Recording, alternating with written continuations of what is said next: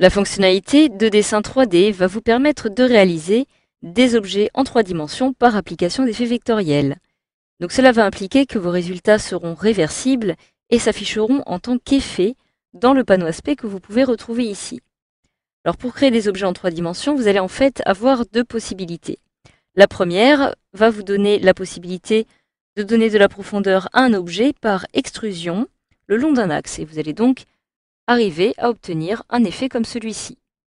Avec la deuxième méthode, vous allez cette fois-ci donner du relief à un objet par révolution d'un dessin 2D autour d'un axe. Vous allez plutôt obtenir un effet comme celui-ci.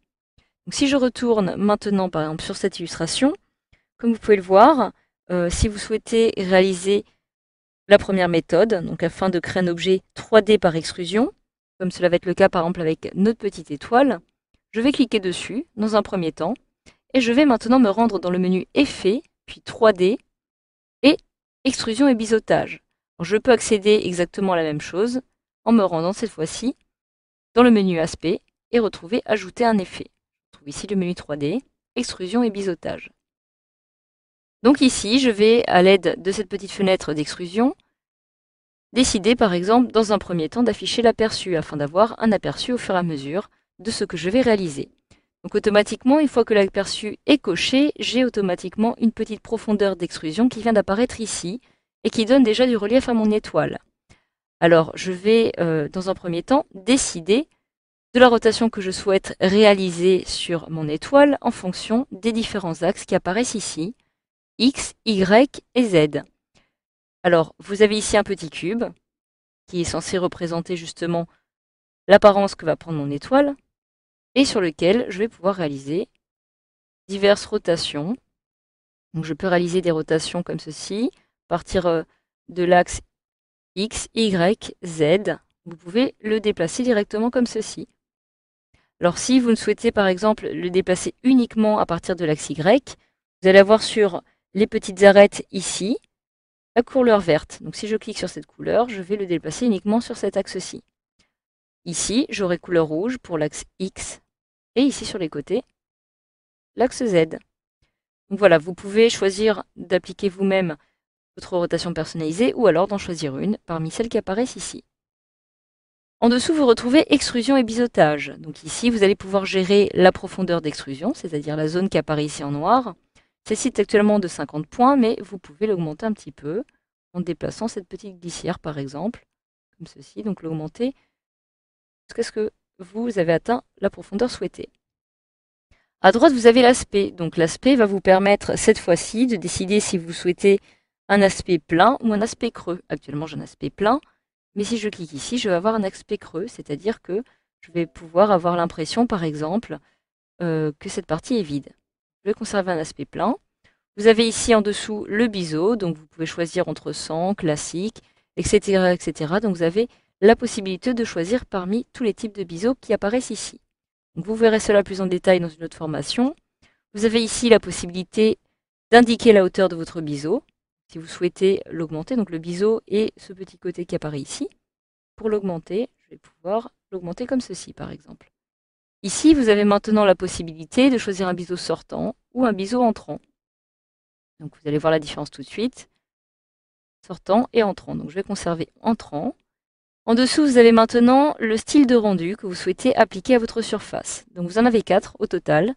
Vous avez la structure filaire qui apparaît ici, sur laquelle vous allez retrouver les différentes arêtes de votre objet qui vont apparaître ici en noir.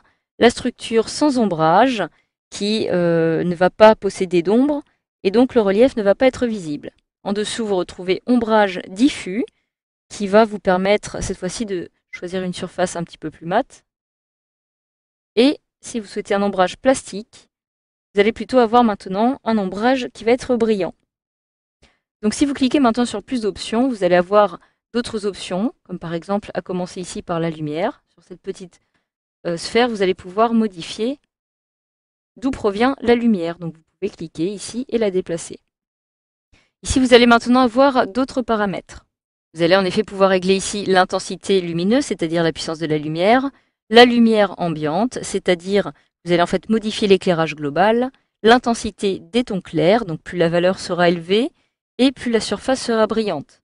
À l'inverse, plus celle-ci sera basse et plus la surface sera mate. En dessous, la taille des tons clairs qui va vous permettre de modifier l'éloignement de la source lumineuse. Et en dessous, avec les différentes étapes de dégradé, vous allez avoir la possibilité de lisser les zones de reflet.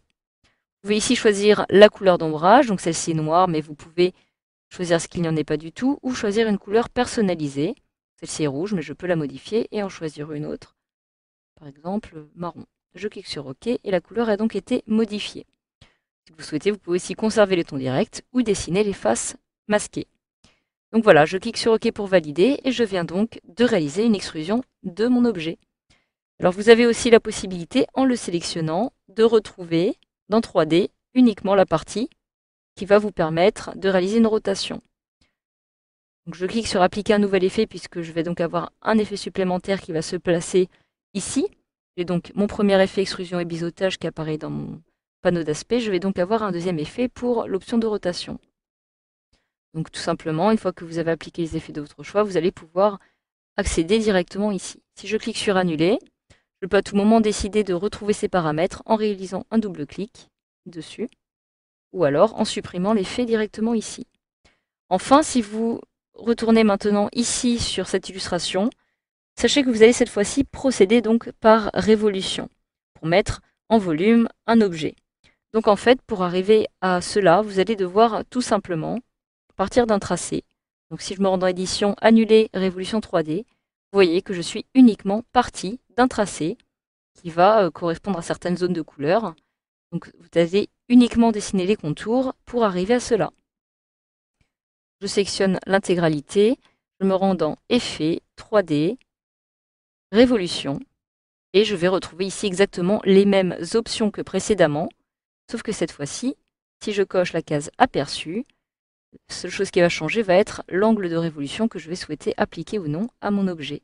Évidemment, si je choisis 360 degrés, je vais faire le tour et je vais arriver à ce résultat-ci. Je clique alors sur OK. Et voilà, grâce à cette formation, vous savez maintenant comment utiliser les différentes fonctionnalités 3D sous Illustrator CS6.